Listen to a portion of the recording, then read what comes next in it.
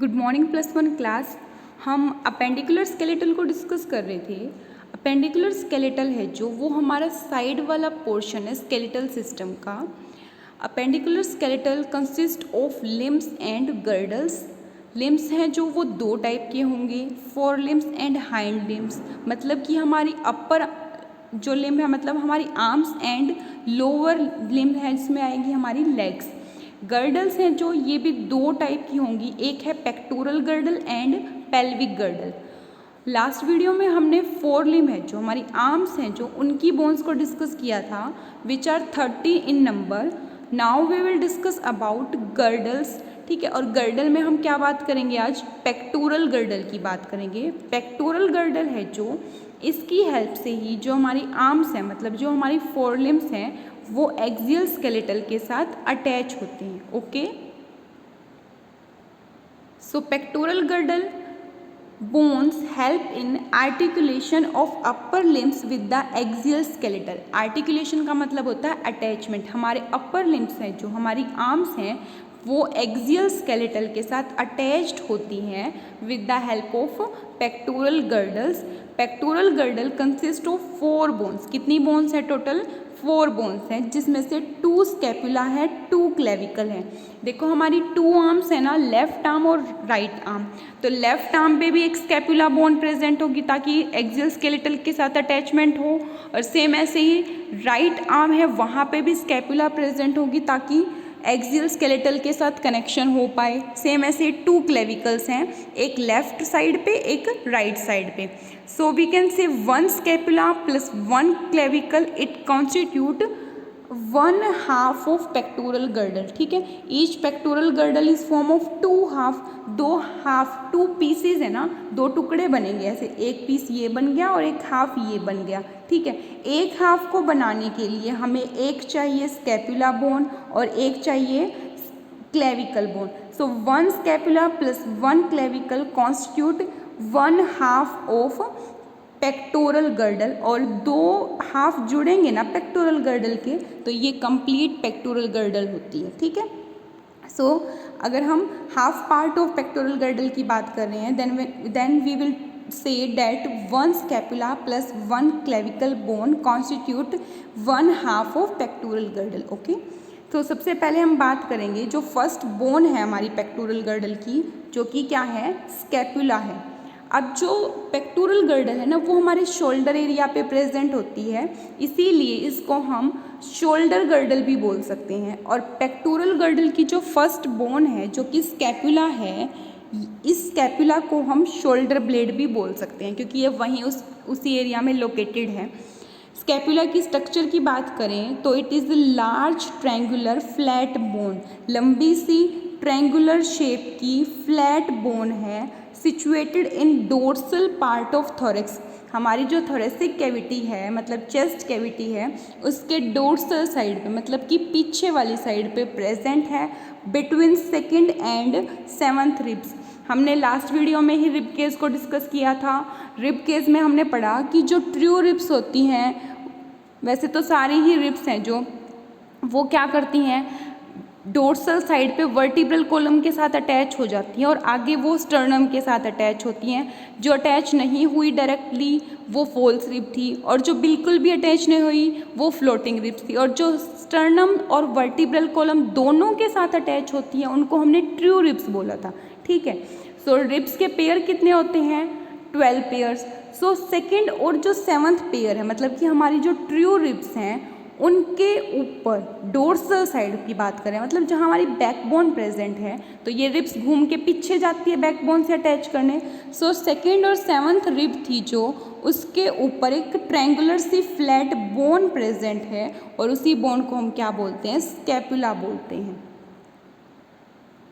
Here you can see this is our vertebral column, जिसके साथ यहाँ पे ये जो अटैचमेंट है ये क्या है? हमारी रिब्स आई है। ठीक है, ये रिब्स हैं सारी की सारी, ये रिब्स वर्टिब्रल कॉलम के साथ अटैचमेंट शो कर रही है। सो जो 2nd to 7th रिब थी इनके ऊपर एक कॉनिकल सी स्ट्रक्चर आप देख पा रहे हैं, ये हमारी स्कैपुला बोन है, जो कि हमारे पेक्टोरल गर्डल की फर्स्ट बोन है। सो एक स्कैपुला लेफ्ट साइड में और एक स्कैपुला राइट साइड में प्रेजेंट है, ठीक है।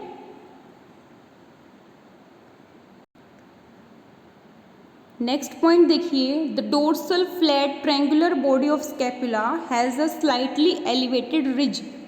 एलिवेटेड रिज का मतलब क्या है, कुछ उभरी हुई सी स्ट्रक्चर है इस स्कैपुला के ऊपर, इस फ्लैट स्ट्रक्चर के ऊपर। उस उभरी हुई स्ट्रक्चर को, उस एलिवेटेड रिज को हम क्या बोल देंगे, स्पाइन बोल देंगे। और ये जो स्पाइन है, it projects as a flat expanded process. ये मान लो स्कैपुला था, सपोज करो ये हमारा स्कैपुला था। स्कैपुला जो फ्लैट बोन थी उसके ऊपर एक रिज बनी, एक उभरी हुई सी स्ट्रक्चर बनी, जिसको हमने स्पाइन बोल दिया। अब ये स्पाइन आगे कंटिन्यू हो रहा है।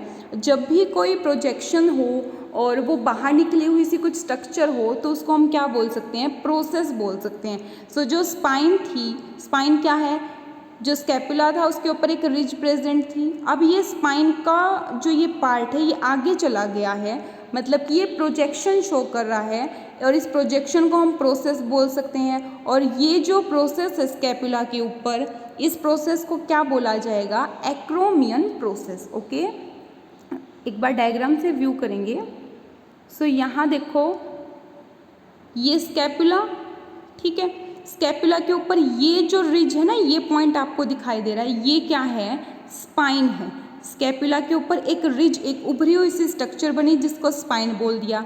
फिर ये जो स्पाइन है इसको देखो, ये आगे की साइड कंटिन्यू हो रहा है, ठीक है। बना कहाँ पे है, डोर्सल साइड पे, और एमर्ज मतलब कि बाहर निकल गया और कहाँ मूव कर रहा है, आगे की साइड, मतलब हमारी वेंट्रल साइड पे। इस पॉइंट को फिर से समझेंगे। स्कैपुला के ऊपर एक रिज बनती है जिसको स्पाइन बोला जाता है। इस स्पाइन की आगे एक प्रोसेस बनेगी, एक कॉन्टिन्यूएशन बनेगी, जिसको क्या बोला जाएगा, एक्रोमियन, ठीक है। क्या बोलते हैं उसको, एक्रोमियन। और ये एक्रोमियन है जो ये घूम के वेंट्रल साइड पे चला गया। यहाँ देखो घूम के आगे वाली साइड पे जाता हुआ दिखाई दे रहा आपको, ठीक है। सो ये क्या है, एक्रोमियन प्रोसेस है। और हमारे जो पेक्टोरल गर्डल है उसकी सेकंड बोन क्या थी, क्लेविकल थी ना, एक स्कैपुला और एक क्लेविकल। सो जो क्लेविकल बोन थी वो इस एक्रोमियन के साथ आर्टिकुलेट करती है, मीन्स उसके साथ वो क्या हो जाती है, अटैच हो जाती है। इस डायग्राम में व्यू करें, बहुत क्लियर व्यू है। ये जो पॉइंट देख पा रहे हैं आप, ये एक्रोमियन प्रोसेस है। एक्रोमियन घूम के वेंट्रल साइड पे आ गए। वेंट्रल साइड क्या होती है, हमारी बॉडी की सामने वाली साइड। और उस सामने वाली साइड पे ये जो बोन है इसको क्या बोलते हैं हम, क्लेविकल बोन। इस क्लेविकल बोन के साथ यहाँ पे ये ज्वाइन हो गया है। समझें इस पॉइंट को, क्या हुआ, एक्रोमियन प्रोसेस थी जो स्कैपुला की प्रोसेस, समझ गया, कुछ पॉइंटेड सी स्ट्रक्चर जो बाहर निकली थी, वो प्रोसेस घूम के वेंट्रल साइड पे, मतलब आगे वाली साइड पे आ गया और किसके साथ अटैच हो गया, पेक्टोरल गर्डल की जो सेकंड बोन थी, क्लेविकल बोन थी, उसके साथ अटैच हो गया। और ठीक है,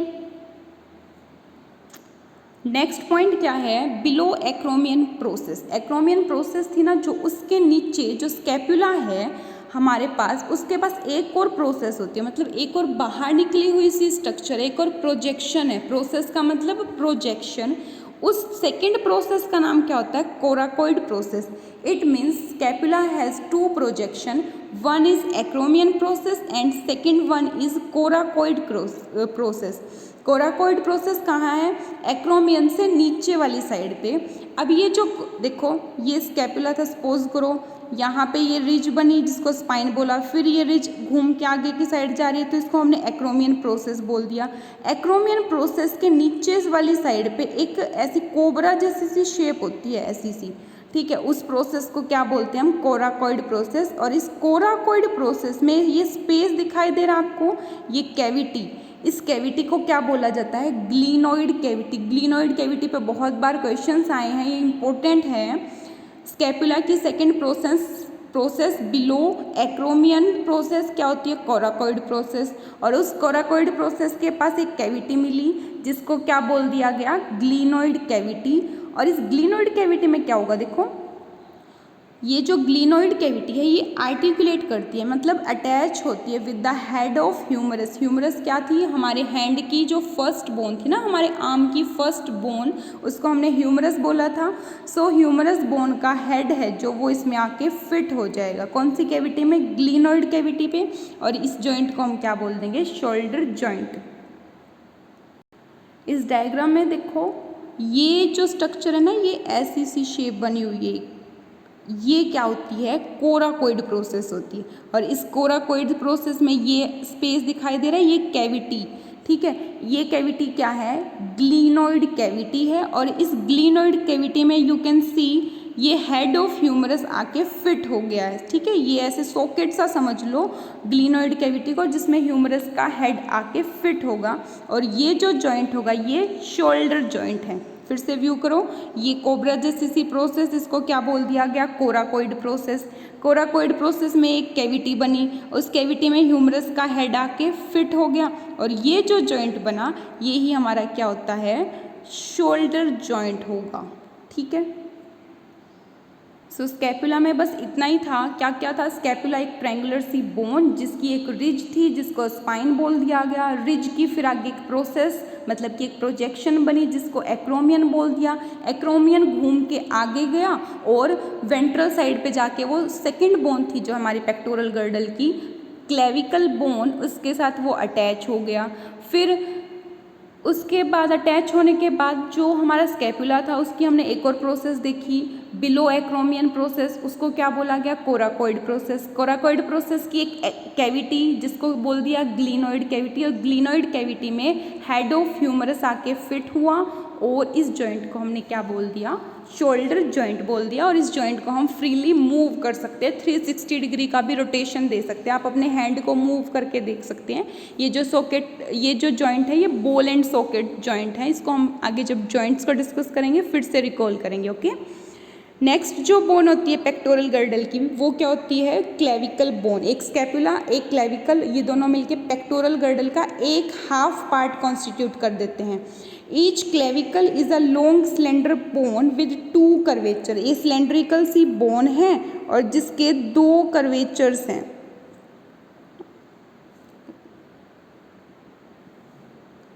ये ऐसी सी बोन है, ठीक है। और इसके 2 कर्वेचर है, एक कर्व ये बन गया और एक कर्व ये बन गया। कर्व समझते हो ना? सो ये 2 कर्व्स बने थे, इसीलिए इसको क्या बोल रहे हैं हम? 2 कर्वेचर बोन बोल रहे हैं। This bone joins with acromion process. अभी हमने डिस्कस किया स्कैपुला था, जो स्कैपुला की एक प्रोसेस जो घूम के आगे चली गई, एक्रोमियन प्रोसेस, वो आगे जाके किसके साथ ज्वाइन हुई थी? वो क्लेविकल बोन के साथ ज्वाइंट हुई थी, ठीक है।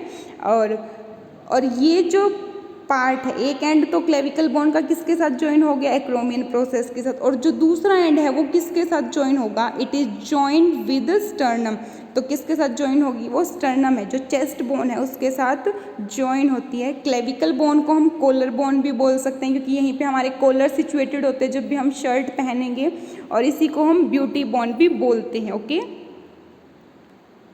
सो इस डायग्राम में देखिए एक बार आप, ये एक्रोमियन प्रोसेस आके किसके साथ ज्वाइन हो गया? ये जो बोन दिखाई दे रही है ना, देखो 2 कर्व हैं, एक यहाँ ये वाला कर्व और फिर एक कर्व ये है, ठीक है। तो ये 2 कर्व बोन है जो क्लेविकल बोन, जिसको कॉलर बोन भी बोला गया, ये एक्रोमियन प्रोसेस के साथ यहाँ ज्वाइंट हो गई।